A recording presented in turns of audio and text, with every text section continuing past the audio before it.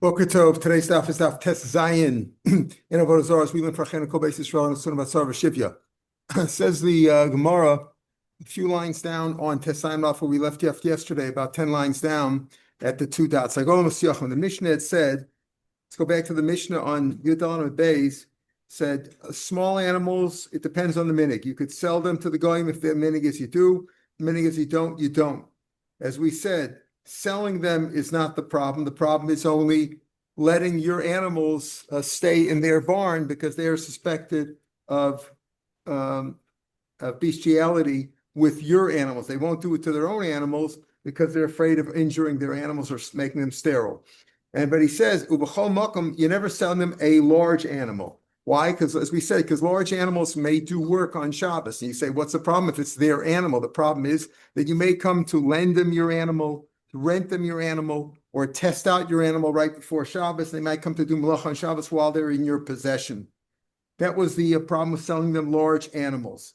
What about small animals like a golamus yachim, calves and foals, young colts, young ponies, shleiman ushvurin? You also can't sell them either, says the Tanakama. Even young ones will also grow and they could also do work. And whether they're small or large, even right, they're not away from the Rabbanan Medic Zayrin said, don't sell them any large animals, whether it's a cow or a bull, even if it's a small calf or whatever, or a young animal, a young donkey or a young horse, whether they are complete, they're uninjured, or whether they're injured, don't sell them. Rabbi Yehuda said, it depends. Rabbi Yehuda said, if it's a broken or an injured animal that's not going to recover, then there's no problem. They're not going to do any work. Tanya, says the Gemara, Rabbi Yehuda matar b'shvurim neishaini yocholas rapos, because it can't be healed. They're not talking about a small, like a scratch. We're talking about where it's really injured. It won't heal, because it won't live. So there's no problem selling them a injured animal, even a large animal. But what do you mean? You'll still keep the animal, and they will mate the animal with a male. If it's a female, if it's a cow, they'll mate him with a male, according to Tosfos. If it's a male animal, they could use it for studying a female animal. Since they can reproduce, maybe he'll keep it. And what happens? The problem that people will see that you're keeping large animals. We just made example, you shouldn't sell large animals because you might come to do. They might be in your possession while they do work on Shabbos. And even if it's a broken animal, they might keep it for reproducing, for mating and reproducing. And people will see that you could sell large animals to the people, and people start to sell large animals to go to in general. Rabbi Yehuda said, you think they're going to give birth? When they give birth, I'll worry about it. In other words, it's difficult for them to mate, even though technically, while she's injured, she could give birth, but in actuality, they don't mate. That was Rabbi Yehuda's opinion. So Rabbi Yehuda disagreed with the Rabbanan about injured animals. Then Beseira, the Mishnah said at the end of the Mishnah, Beseira says even any horse, not injured or not, even a regular horse, you can sell to them because they're not used on work. They're not used for work on Shabbos. What do? They're used for riding. Riding is not a melacha on Shabbos, according to Rabbi Beseira. Tanya Ben Beseira, Matar B'sus Neshu Osabo Melacha Shein Chayv Lachatas. The work that it does, meaning it carries passengers, is a malacha that you're not chayv on Shabbos, right? Because he said, "Chay no seyasatzmo." Whoever rides on the animal, whether it's a person or another animal, they sort of carry themselves. So it's not a malacha that you're chayv for chatas on Shabbos. But Rebbe says, no, you still can't sell them horses for two reasons. For two reasons. Echad mishum Torah's klei zayin. Number one, because it is a weapon. A horse in battle is considered a weapon. Now, those of you who are young don't remember when horses were the main vehicle in the war. But there was a time when horses was not only the vehicle, but it was also used as a weapon. They were taught to trample with their forelegs. So he says two reasons why you shouldn't sell a horse to a guy. Number one, because they could be used against you in wartime. It's a war. Number two, because like we said, you don't sell large animals to goyim because they may come to do work on Shabbos while they're in your possession. So I understand why you say they're called weapons, because it kills by trampling with its forelegs. What do you mean? We just said large animal horses are not used for work. Usually you use cows, bulls, donkeys, things of that sort. When they get old and they can't schlep people around anymore, they use them to grind with a millstone. You know, they tie the horse to the millstone as it circles around and does the grinding of the grain.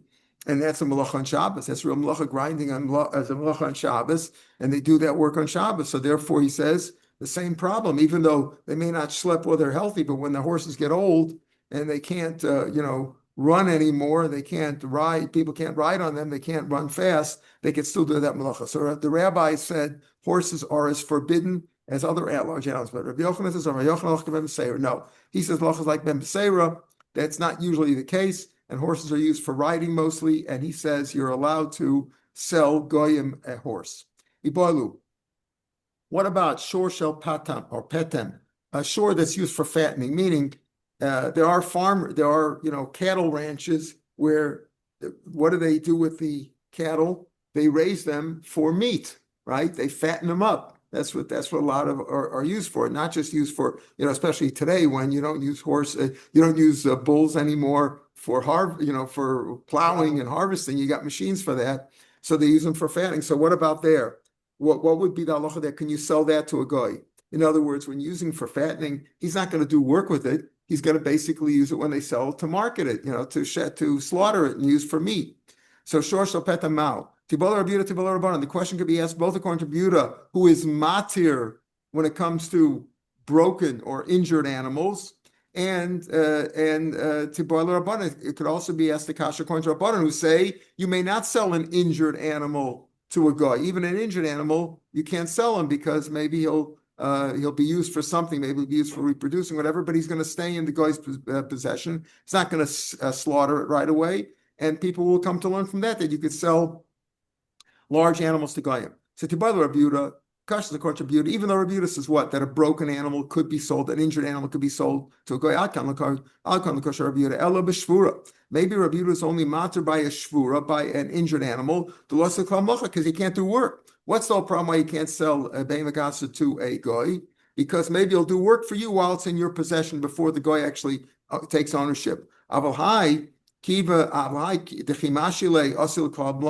But over here, this fat animal, okay, right now it's presumably it's been fattened up for its meat, right? For its weight, for its meat. But this animal, if you sell it to the guy and he slims it down, he puts it on a diet and the animal slims down, he could do work. In other words, Rabbi Yehuda says you could sell an injured animal because he can't do work on Shabbos. So he's not going to work at all. He can't do work on Shabbos, not a problem. But a fattened animal, even though it was fattened up for meat, but it could be, if you leave it around and slim it down, it could be used for it. Maybe even Rabbi Yehuda would say that a fattened animal should be prohibited to sell.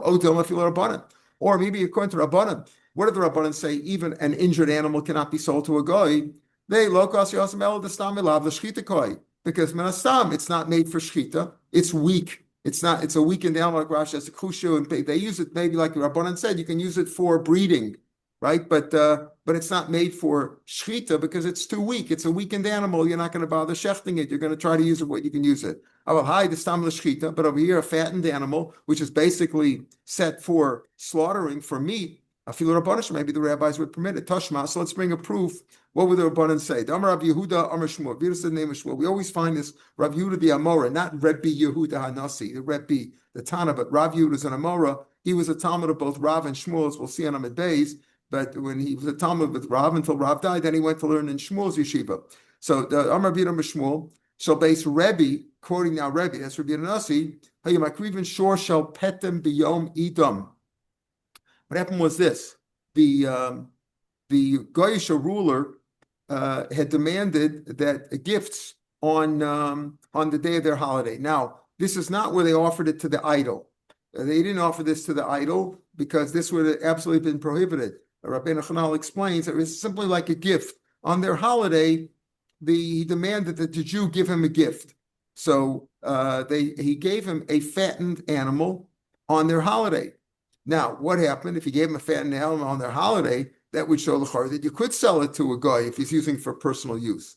But what happened was the first year, Chiser Dal Riven, he shortened himself, meaning he bribed the goyim 40,000. Riva is like a 10,000. Dalit is 40,000. She'ein makrivin oso hayom ela macher. He bribed them the first year. He didn't want to give it to him. Again, not that they were makriv. It wasn't with an idol. Just that it was a gift to the king. He says the first year they bribed him that he shouldn't. He gave him $40,000, let's say, so that he shouldn't have to give it to him on their holiday, but rather on the next day. The next year, the next year, he gave him 40,000 again. He bribed them so that they shouldn't have to give it, shouldn't have to even give it the day after, but would give it to him already slaughtered. He didn't want to give him a live animal, right? We're trying to prove, is there a problem with a fattened animal? Can you sell that to the goy? Because minasam is going to be used for shachar. So what do you see here? So he says the first year, Rebbe, even though the king demanded of the Rebbe a gift of a fattened animal, the first year he gave it to him, he bribed them that he should only give it the next day. The second year he bribed them that he should only be able to give it slaughtered already. Chisr Davram, the third year, he gave another 40,000, he bribed them, said he didn't have to give it at all. In other words, he kept bribing them to get out of it. Mike, pardon? If it's a gift, then it's no problem because then it belongs to the person. Right. Okay. So, but it's a gift. But what do you see from over here? He went to all this effort. He went to all this effort to avoid it. My time. In other words, right. It was a gift. He wasn't selling it to them. He was like demanded to it, but he tried to get out of it because he was afraid that maybe they would keep the animal. Maybe they would keep the animal, and people will say, "Oh, maybe Rebbe sold it to him. It's the way it looks." Rashi said before we talked about Marasayan, and there's two aspects. There's Marasayan and there's Chashad. Rabbi Haber made a difference between them. Chashad is like a Doraisa. People shouldn't think you're doing something. The Marasayan is even B'chadrei Chadarim, we said is Asr, if they made a takana like that. Here, Rashi brings down the idea. Rashi said, people will think that, you can sell them that way. But why did Rebbe go to all these bribes, etc.? Because he was afraid maybe he would leave it there. Maybe if he didn't, shecht it, and if he didn't try to get out of it, the king would keep it. So you see that even by a fattened animal, you have to be concerned that he's going to keep it, that he's going to maybe slim it down and use it later for work. That's this idea. So the Gemara, if that's what you see from Rebbe, what was his whole idea? In the first year, he did give it to him. He just gave it to him a day late, right? So what was he going to accomplish there? You'd still have the problem. Rebbe wanted to uproot the whole thing, meaning Rebbe didn't want to give it to him. You can't see from over here that you're not allowed to sell it to him because he tried to get out of it, because the first year he gave it to him. He just gave it to him a day late. He wanted to uproot the whole thing. He wanted to get rid of the whole thing. The Savar, Yaakov Asi, Porti. Right? He figured, listen, if the king demanded it the first year and he would just say, I'm not giving it, there would be a problem. So he tried to get out of it, to bribe him a little bit. Okay, I'll be a day late. The next year, okay, it's already slaughtered. Try to get out of it a little bit. So you really can't learn anything from there, that he was trying to get rid of the whole thing. Get rid of the whole thing maybe indicates that you shouldn't give it to him. You're not allowed to at all. But they said, so how did you give it to him the first year? Maybe that would indicate that you could give it to him. Just give it a day late. It shouldn't come out on the day of their holiday. But the answer is that you can't really see anything from there. He wanted to uproot the whole thing, but the first year he said, okay, I'll bribe him at least to delay it by a day. The second year I'll bribe him to give the animal dead instead of alive. The third year he was able to bribe him to get rid of the whole thing. So therefore, you really can't prove anything from here. Says the Gemara. So to this question, can you sell them a fattened animal assuming that it's going to be slaughtered right away? You really can't prove what they would hold either way. The question is, even if you leave it around, what's this whole issue? You'd be concerned, even according to Rabbi Yehuda, who says you could sell them an injured animal because he can't do work, but maybe over here, you could sell them a fattened animal. You can't assume that he's not going to work, that he's going to be slaughtered. Maybe they'll leave him around and he'll slim down and he can do work. Says bari va'avid melacha. If you just leave a fattened animal around, he's real fat and blubbery, right? A lot of meat on there. Can you just slim him down and assume he's going to be healthy and he can do work? Ravashi Amrli Zvita told me that bar tura, an animal like that that was fattened up. Rashi says that bar tura, shor shepitmu, and mashilat techash, and you leave him down and then you slim him down until he's like smaller and weaker. Mashinale, they can an animal like that, mashinale, they can delay him, leave him there. And then he could do twice the work of a regular animal, of other animals. In other words, the fact that he's fattened up and then you slim him down, a lot of the fat might be able to be turned into muscle, and he could do a lot of good work. So that's the case, but we don't really post it to Shiloh according to either one. We do come out simply that according to Rabbanan, you can never sell a large animal to a guy, even if it's injured. And according to Yudah, you could sell an injured one. The Mishnah goes on. We're at the Mishnah now near the bottom of Tesayin. You don't sell them cubs or bears or lions. Anything they could use to injure the people, right? Bears and lions, people don't like those things hanging around the street. They can injure people, so don't sell them to the goyim. The goyim might use them against you. Also, you do not help the Avodah Zarah build their, let's say, churches. So you don't build with them basilica. That's like a basilica, large, like a temple or a large building. Gardom is an executioner's scaffold. You don't build that either. It could be used against you. It's the idea stadiums where they had bullfights and things like that. Ubima, or a platform, right? You don't build any of those things. Avabonimo and bimasois. You could build with them small pedestals that they use to go up to the Avodah Zarah. That's not so bad. That's like a groma to groma. Ubeis merchatzois. You could build with them bathhouses. What's the problem with bathhouses? In their bathhouse, they do put up idols. You know, they have these Aphrodites and things like that. They always put them up there. But when you get even in the bathhouse, you get to the place in the archway where they put up the idol there. Also, you shouldn't build that. Don't help them with their Avodah Zarah. Now, we said that you can't sell. Before we said you can't sell them large animals, right? Except for Rabbi Yehuda. Rabbi Yehuda says injured ones you can, right? But other than that, you can't sell them large animals. Here we say you can't sell them animals like bears and lions. Those are also lambs. Anything that doesn't have like the rabbin. So can you do something for there? Omer Rav Chanin barav chista, Bamilam Rav Chanin barava, Omer Rav. This is the point. The key here is this: Rav Chanin or Rav Chanan, whatever his name was, said the name of Rav. Chaya gasa harei kebehemedak lepirchas. Listen to this. A chaya gasa. Here we're not talking about behemoths like cows, right? That are large animals like behemoth, but rather a chaya gasa, a wild animal like a bear or a lion, is like a behemoth lepirchas. Pirchas means this struggling. Let's say you have an animal which is very sick, damaged or very sick and may die, and you shecht it. Now you have a problem. Let's say let's say a kosher animal, like a deer, a wild animal that's kosher, a deer, and you shecht it, and you want to know, is it kosher or not? Maybe it was dying, it was already dead when you shechted it. It's hard to tell. So the rule is you go by pircha, struggling. If it's a small animal, the small animal has to, as you shecht it, has to both stretch its leg and bend it back in. That shows that it still had some life to it before you killed it, before you shechted it. Then it's okay. That showed it had life to it. If it didn't do that, then you have to assume that it was dead already, or effectively dead, and you can't eat it. Okay, but a chaya gasa, a large animal, though, let's say a cow that was sick, and you're not sure if it was dead before you shechted or not, does not have to both stretch and bend. If it just stretches out its leg, that's good enough. That's called struggling or pirchas or shaking.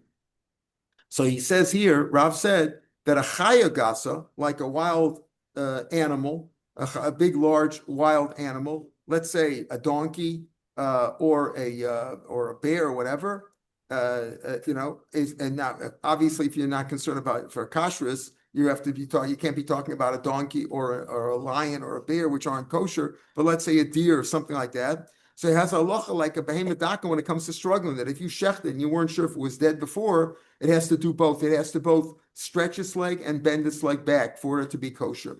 That's what he said. A chay gas is like a behemoth daka for pirchus, that's struggling. Avalon mechira, but not like a behemoth daka for selling, meaning a behemoth daka, we said, it depends on the minig. If you sell to goyim, they sell. If they don't sell, they don't sell. But a behema Gasa, we just said before in the previous Mishnah, everybody agrees, even Rav Yehuda, that if the animal is not injured, you cannot sell that to the guy because he may come to do work for you on Shabbos.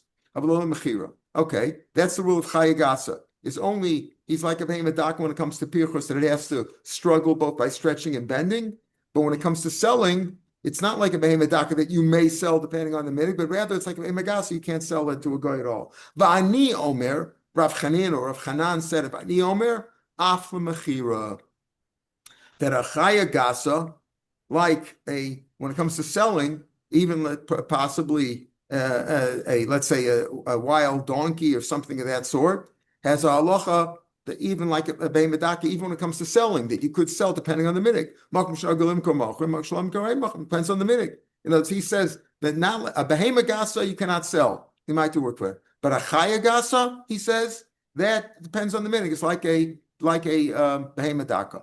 Tanan.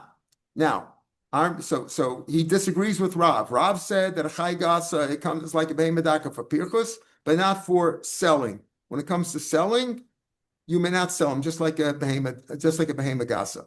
Our Mishnah though said, Tanan, our Mishnah just said, you don't sell them bears and lions. Anything that can injure the tzibur. Time it is because it can injure. But if it's a large animal, a large chaya that doesn't damage the people, let's say a donkey that doesn't damage the people, you're allowed to sell them. So that's a kasha on Rav. Rav said that a chaya gasa, you may not sell. Here it's mash from our Mishnah. You may not sell a large animal which is going to do damage to the tzibur, but one that doesn't do damage, mash, you're allowed to. Amarabba barula ba'ari shavar. No, this Mishnah is speaking about an injured lion.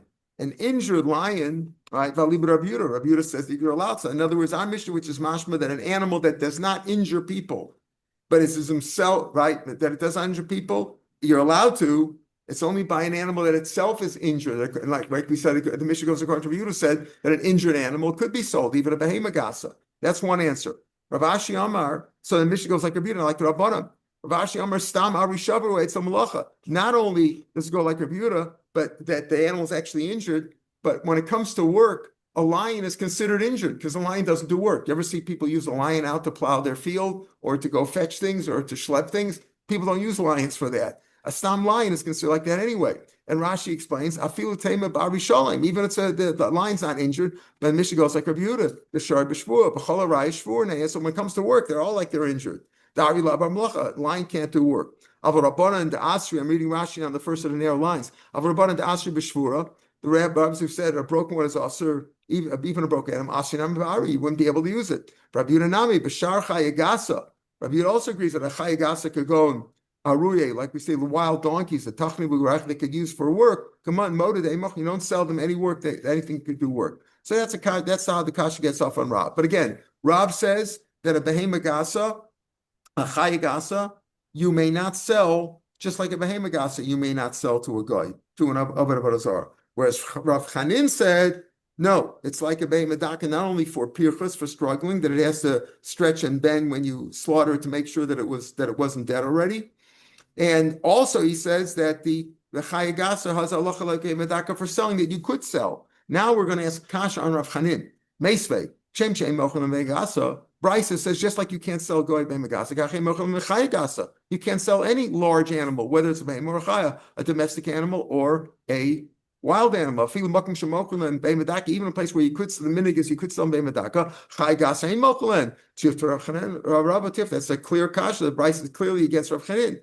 In other words, it's like we go like Rav. Then when it comes to pirchos, maybe a chaya gasa as a halacha like behemoth daka, but when it comes to selling, you may not sell any large animal.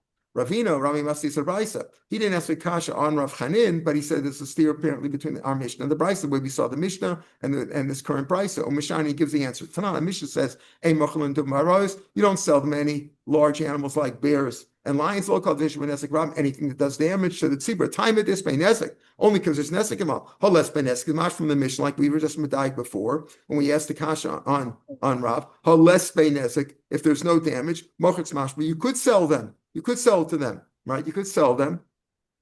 And it's mashma, you could sell them large animals that don't do damage. For a mini, the Brisa just said, Shem mochen behema daka, Shem behema gasa, just like you don't sell them a behema gasa, just like you don't sell them a behema gasa, kachen mochen chaya gasa, you don't sell a chaya gasa. Clearly against what you were just about from Mishnah. Even where you sell them behema daka, because the mini is that, chaya gasa ain't mochen, you don't sell them a chaya gasa. So you see, so from the Mishnah's mashma that a chaya gasa that doesn't do damage, you could sell to a guy. The Bryce says clearly that you can't. The Mishani, and he'll answer the same answer that we gave on when we asked the kasha on Rav. Umashani gives the answer. The Mishnah speaking about Ari Shavar, speaking about a injured animal. That's why you could sell it. But Libra Budu says you're allowed to. Okay, but really, if it's not injured, you can't sell, like the Bryce. Rav Ashi Amar, again, the same answer that Rav Ashi gave on Rav, he's giving now on the steer between the Mishnah and the Brisa. Rav Ashi Amar, Stam Ari Shavar Eitz Melacha. You don't have to say that it was an injured animal. Yes, we're saying the Mishnah goes according to Rav Yehuda, but you don't have to say the animal was injured, like Rav Yehuda said, when it comes to an injured cow, that you could sell him because he can't do work, and he's only they can't keep him, and he's just going to be, he'll be slaughtered anyway for its meat. Ravashi says, no, when it comes to a lion is considered injured because he can't do work. So nobody's going to do work with an animal. Remember, the whole problem by selling him a behema gasa is because he's going to do work, maybe he'll do work for you on Shabbos while it's still in your possession. Well, he can't do work anyway, and therefore, if he can't do work, he's considered broken, and like Rabbi Yehuda. Okay, like according to Rabbi Yehuda. Maskov Nachman. Nachman asked an interesting question. Man leim alon de ari chaya gasu. How do you know that a lion has a locha of a chaya gasa, that it's a large animal? A bear, maybe I understand, is a chaya gasa pretty big, but lions may not be that big. They have all kinds of different lions, right? You go to Africa, you'll find all kinds of lions there, right? So maybe their lions are not that big, and maybe it's considered, it doesn't let me go by size. It's considered like, what's the category? What categories are put in? Mountain. Maybe mountain lions. Dilma chaya daki. Maybe Bechlal, the lion has a halacha of a daka, not a gasa. You want to say the price says just like you can't sell a behema gasa, you can't sell a chai gasa. Maybe a lion Bechlal is not in that category at all. His question is not really dealt with. Rav Ashi daik mastisen. Rav Ashi though is daik for the Mishnah speak. He says that a lion is considered anyway a non-working animal, and umosif tifta. And he also asks another kasha on Hanan. On Chanan. It says like this, according to where Rav Ashi is Medayik Mishnah. Tman, again, the same kasha that we had before in Chanan, we're asking now with a little bit of a different knech. Tman, the Mishnah says you can't sell them, bears and lions, anything as a desik, time of this only because it damages the tzibur.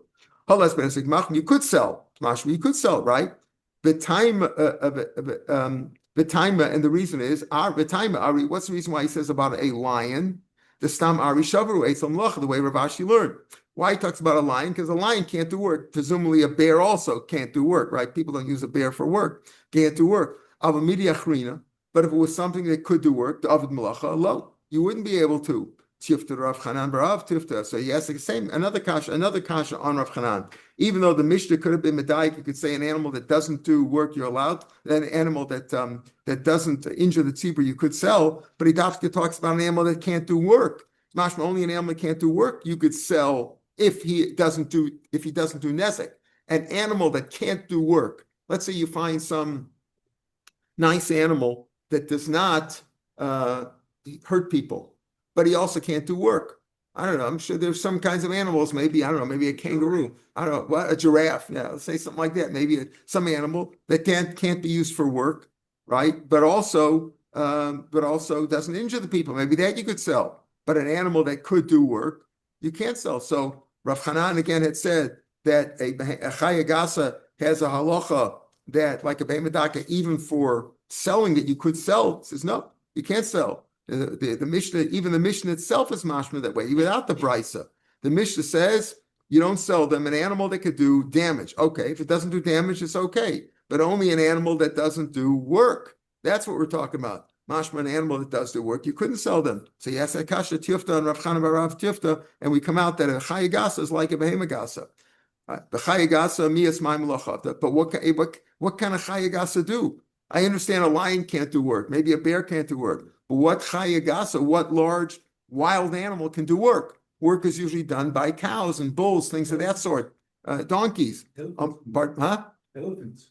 Elephants. Maybe elephants. Rabaya, I guess they didn't have too many elephants in Israel. They were all still in Africa. Rabaya or in Babel. Rabaya, Amrli Mar Yehuda, Mr. Yehuda, he said to me that the Bei Mar Yuchni in Yuchni, I guess the Yochanan's house, Tachni Rechayim Barude, they would grind with a mill with arude or with wild donkeys. Maybe regular donkeys don't work so much. They're usually used for schlepping, for sabalut, right, for transport. But he says wild donkeys, they did use them for the millstone, so they do work. Amar Zera.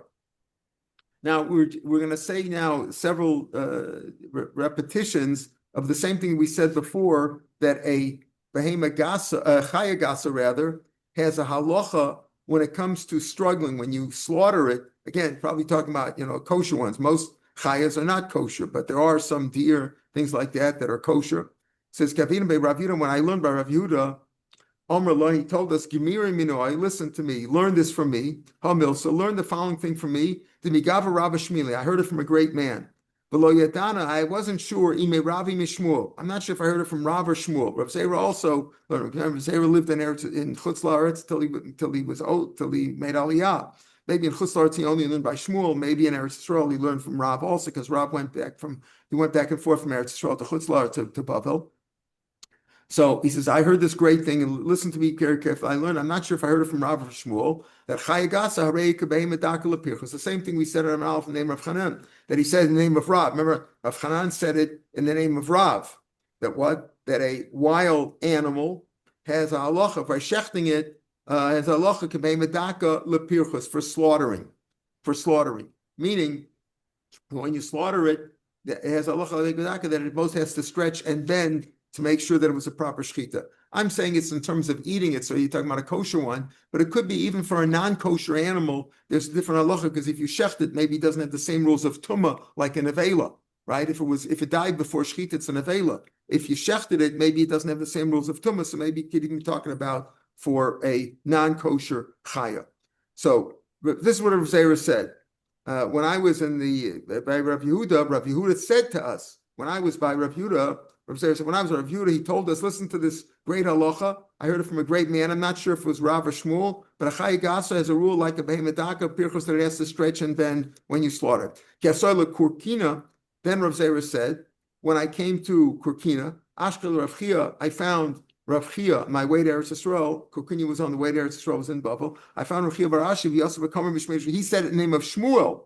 He said the chayagas, the same halacha chayagas. I reckon medakal pirchas. So amina shma amina b'shmeida Shmuel itmar. In other words, Rav Yehuda told me this halacha, but he said he heard it from either Rav or Shmuel. I'm not sure which one. When I came to Karkunya, I heard Rav Chia Barashi sitting and saying the name of Shmuel. So obviously, it was Shmuel who said it. Like Yasel Surah, when I went further on my travels and I came to Surah, which was another town in Bavel, Ashli Rav Arim, I found Rav Yirmiyah, I found him, I ran into him, the Yasel become my Mishmei Rav. He said the same name of Rav. Chayagasa reik behemedak lepirchus. Chayagasa is a rule. A regular chaya, a regular behema gasa doesn't have to have the same, doesn't have to stretch and bend. If it does one, it's good enough. Shows that it was alive. But a behema daka has to have that rule, and a chayagasa it's like that also. Now we heard it from Rav Yirmiyah in the name of Rav. Amina, Shma Amina, Eid Mamishmei de Rav, Eid Mamishmei Shmuel. I heard, now I understand.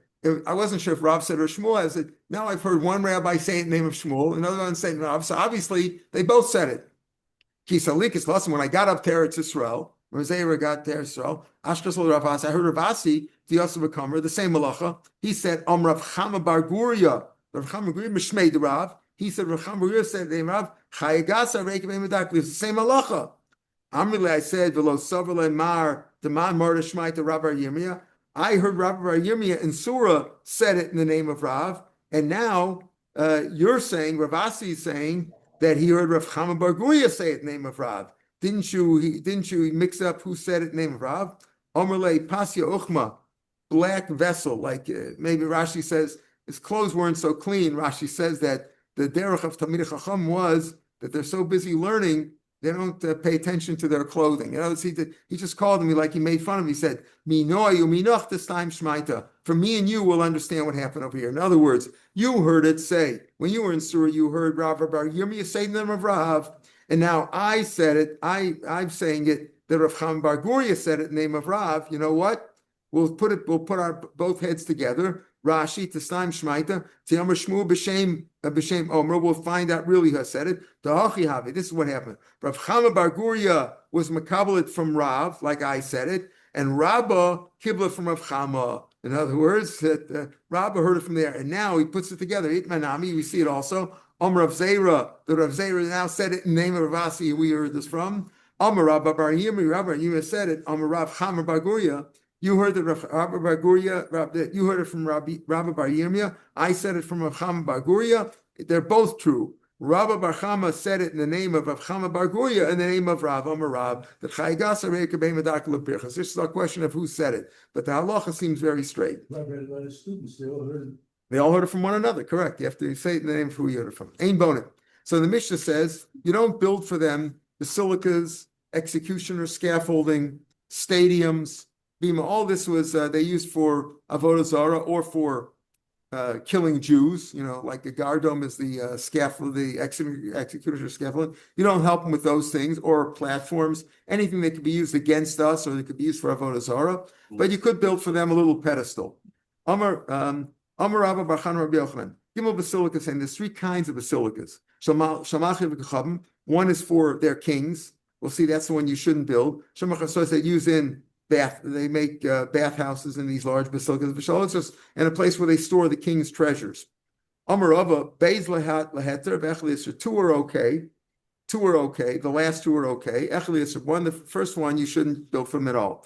The simon, what's your simon? Lesor Malchehem Bezikim, that you should bind their kings in chains. In other words, the kings, you shouldn't build the ones for the kings. Economic Amarava, Kulu Laheter. You're allowed to build all three of them. They're just basilicas. They're not churches, and they're not places where they kill Jews. You can build all of them. Ivatanan ein bonimon. In our Mishnah, we learn that you don't build with them basilica, garden, tzayvim, all four. Ema. So he changes the girsa. The one who says that you're allowed to, that Rava said you're allowed to build basilicas, he'll change the girsa of the Mishnah, and his girsa was that you don't build for them gardum, the executioner scaffolding, shal stadia, or stadiums of Shalbima, or you don't build pedestals for them where they could hurt Jews. So he learns that that's what we're talking about. You don't build for them buildings of those sort. Tanarabana. Now we come to a difficult piece in the Gemara, and I think last time we covered this on tomorrow's daf, but we'll cover most of it now if we have time. Tanarabana. Kshintritz Rabbi Lazar Leminus. Rabbi Lazar was held for minus. Now Rashi over here says minus is, take a look at Rashi, even where we are right now. Minus minan tafsu lekofa lavras kachavim. The Avodah Zarah grabbed him to try to get him to worship Avodah Zarah. That's how Rashi learns. Other Rishonim learn differently. Vesmashra simply that they actually accused him of Avodah Zarah, that the Romans at that point in time were against the Avodah Zarah, were for minus, or they accused him of both. They accused him of both, that he was both, Oved Hashem and minus, and they grabbed him for that. So did they grab him? According to Rashi, they grabbed him to try to convert him to Avodah Zarah, Chas v'Chalila, right? But according to us, we'll see the Gemara doesn't make so much sense according to that. Last year, Avram, 7.5 years ago, you brought this up as a question that it didn't make such good sense, and we're going to talk about that now too. Right? That because according to Reina Chanal and other Rishonim, it's mashma that they grabbed him, accusing him of Avodah Zarah. Halel Lagadim, they brought him up to the execution of scaffold. That's where they didn't just take him and kill him. That's where they had a tribunal. The garden was like where they judged him and killed him. Amr Lo, Osa Hegman, so that governor, that leader said to him, Zakan Shkamoscha Yasib Bidvar Metalim, an old man like you, or Osek Dvar Metalim. Now, again, according to Rashi, that they were trying to convince him of Avodah Zarah, so they said, why are you Osek with the Torah, with their Bonus Shalom, with Hashem Yisrael, Shema Yisrael, that there's one God? What are you being Osek with that Shtu Yod for, Ki'ilu? According to the way others learned, that he was accused of minus, that they said, what are you Osek Var Metalim, meaning that you believe both in the minim and they accuse him of doing both, of being like not just avodah zarah, but he was also believing in God. Maybe that was what they meant by that. Amulo. So he answered, Neman alayadayan. I trust the judge.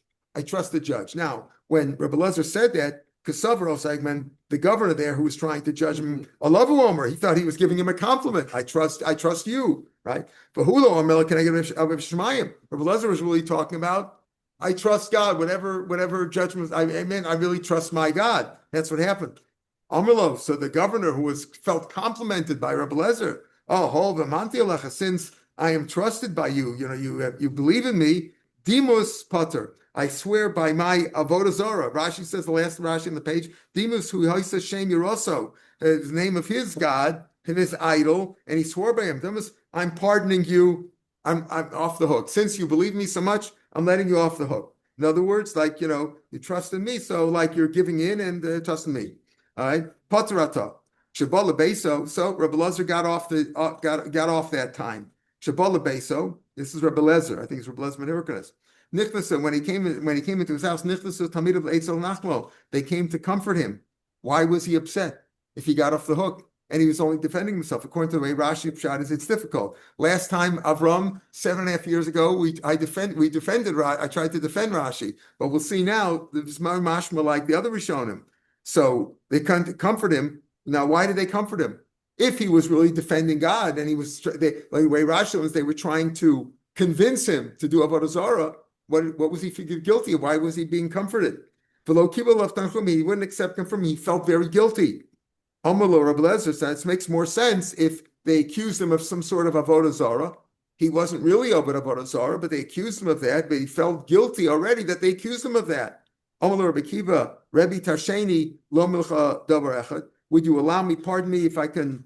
Would you allow me to say something on your behalf, maybe to explain why you're trying to figure out why he was like upset. Why did God put me in a position where I was accused of avodah zarah? Maybe I can explain it to you. Rabbi Kiva said, "Tasheni lamer davar echad from something that you taught us." Amalo amor. So he said, Rabbi Kiva, tell me what. Amalo Rebbe shema minus baliatcha. Maybe some kind of avodah zarah. Minus is like, there's avodah zarah really. Like maybe something came into you, had something was mentioned. Va'anacha. And you were happy about it. You felt, not bad. Maybe you sort of consented a little bit. Not that you're really over the avodah zarah, but maybe something happened and you didn't fight it. V'lav netfasa. That's why you were grabbed. That's why you were accused and felt guilty. Maybe Amalo. So Rebbe Lezer answered him, Akiva. Yes, you're right. Hiskartani. You reminded me. Something did happen. Pamachas. What happened? Once I was walking in the market, the upper market in Sipore. Umatsasi echad, I came into one man, B'Yaakov Ishkvar Sachanya. His name was Ishkvar Sachanya Shmo, and I found this man. The Mefarshim say he was a Talmud of Oso Ish of Yeshu. Amrli, he told me, I have a question for you, Rabbi. Right? He came to like he was like one of these guys who start up with the rabbis. It says in your Torah, remember, the hire of a harlot, of a zona, right? If let's say a zona got $100 or an animal, whatever, right, for her services, you can't use that animal. Let's say somebody gave him a lamb for the services. You can't bring that lamb as a carbon. The animal is not usher for you to eat. You can shecht it, but you can't bring this carbon. It says lo savi esan zona mechir kelev beis Hashem lakacha. Lo svashlo gedi b'chalevima, right? That's how the pasuk ends, right? Lo savi svechel esam Mal, okay, I can't use it for the base of Mikdash. Mal lasos emenu beis akisa lekohen gadol. But before Yom Kippur, the kohen gadol is separated off from everybody else, so he shouldn't become tamei. He's put lishus b'heden. Can we use that esnan zona? Let's say if it was a piece of wood or a piece of metal or whatever, or money. Can I use it to make a beis akisa for the kohen gadol? On Yom Kippur, can I use it for that? I can't use it in the base of Mikdash. Can I use it to make a base of kisei in the lishkas from head in there? I didn't answer him. This guy, this Yaakov Ish Prasanya, or this apostate Jew, asked me this question: can you use a hire of a harlot to make a base of kisei for the kohen gadol? I didn't answer him. Amrli, so he told me, Kachli limdani. This is what they taught me. In other words, this is what Jesus, I guess, taught him. Kime esnon zona, the pasuk says, Micha, kime esnon zona kafza. They were gathered by the gift of the zona They were gathered by Esnon Zona Yashubu, and they were returned Esnon Zona. What does that mean? It came from a dirty spot, from the zone of the money came from a dirty place. Let it go there too, to a basic kisei, use it for a basic kisei. In other words, you're allowed to. That's what we learned. Vahanani hadavar al yadi al yadi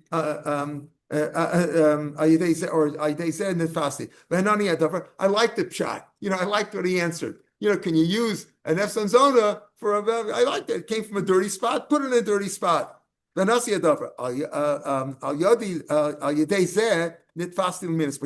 I was grabbed. Because I gave some, I didn't even answer him, but I liked what he said. Because of that, I was accused of avodah zarah by I was put to death. And I transgressed what it says in the Torah. Stay away from them. Keep your path away from them. That's mina. Stay away from any kind of avodah zarah.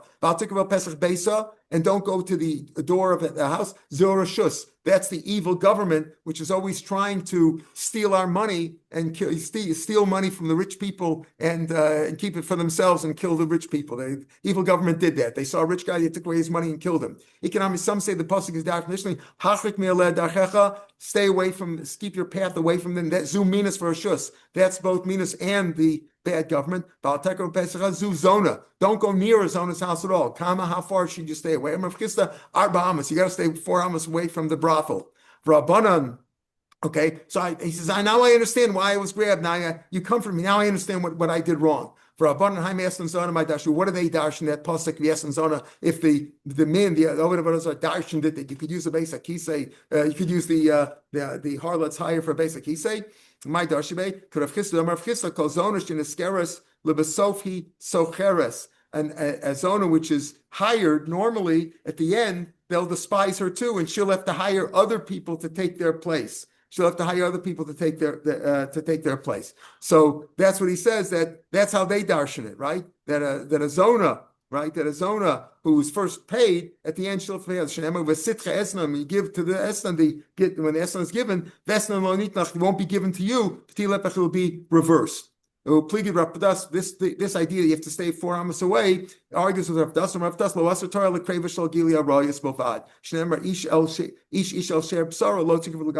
words, it's only usher to touch them, to go near erva, but not that you have to stay 4 amas away. We'll stop here, but I just want to explain that this idea of what was he accused of? Was he accused of minas or not? So here he brings down from Bein HaChanal Mashma that they were chosid, that he was a min. At that time, the Romans were against the Avodah Zarah. There was a time, I guess, maybe when they accepted Jesus or whatever, they accepted that. Why are you osik in Dvar Metelim? Minas Avodah Zarah. That's why Rebbe was upset, and he had accepted him. But according to Rashi, it's difficult. Why was he upset? This is what Avram brought up 7.5 years ago. You'll see it on tomorrow's daf, which will be on the podcast. And then he says, V'ulai to sofa b'Rashi. Maybe it's a mistake. It's a printing mistake in Rashi. And he goes on to explain it that way. That's how some say that maybe the gears that we have in Rashi is incorrect. All right, we'll stop here. Tomorrow's daf will be on the podcast. Have a good Shabbos, everybody. Kol tov. Shabbos. Shabbat shalom.